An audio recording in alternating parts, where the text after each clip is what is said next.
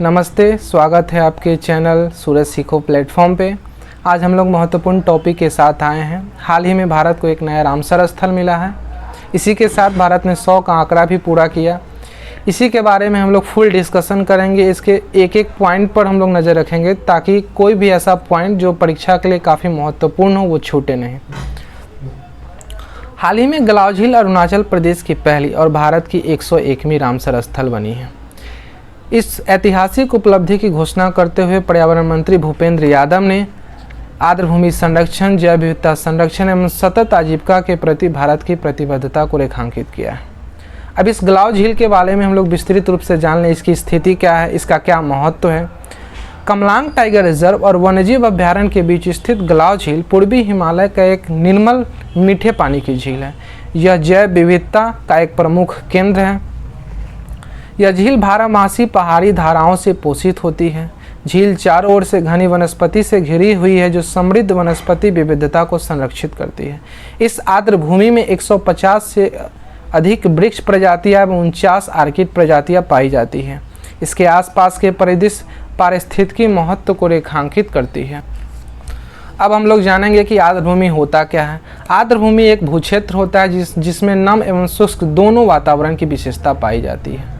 इन क्षेत्रों की भूमि उथले पानी की सतह से ढकी होती है।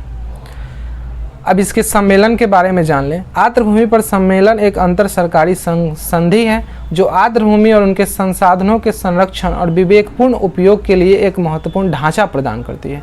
विश्व के सभी भौगोलिक क्षेत्रों से संयुक्त राष्ट्र के लगभग 90% सदस्यों ने इसमें शामिल होकर एक अनुबंधकारी पक्ष के रूप में पक्षकार बन गए हैं और इसमें लगभग 172 पक्ष शामिल हुए हैं, देश शामिल हुए हैं। आर्द्रभूमि पर सम्मेलन ईरान के रामसर शहर 1971 में हुआ था और इसे 1975 में लागू किया गया।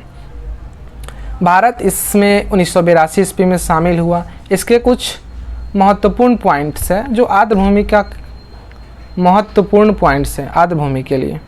आर्द्रभूमि मानव जीवन के लिए एक अत्यंत महत्वपूर्ण है। ये विश्व के सबसे बड़े उत्पादक वातावरणों में से एक है। सबसे ज़्यादा यहाँ पे उत्पादन होता है।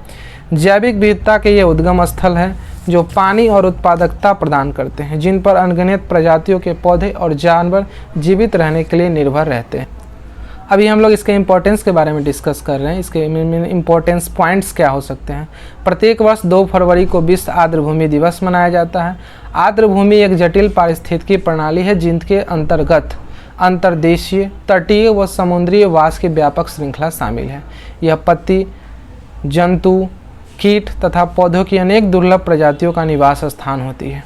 पारिस्थितिकी व्यवस्था बनाए रखते हुए ये पोषक तत्वों का पुनर्निर्माण करती है और जहरीले तत्वों को निष्क्रिय करती है। इसलिए इसे प्रकृति का गुर्दा कहा जाता है, अर्थात कि नेचर्स किडनी भी कहा जाता है, जो फिल्टर का काम करता है। यह अवसादों को रोककर नदियों के गाद के जमाव को कम करती है, बाढ़ के प्रभाव को कम करती है, मिट्टी के कटाव को रोकती है।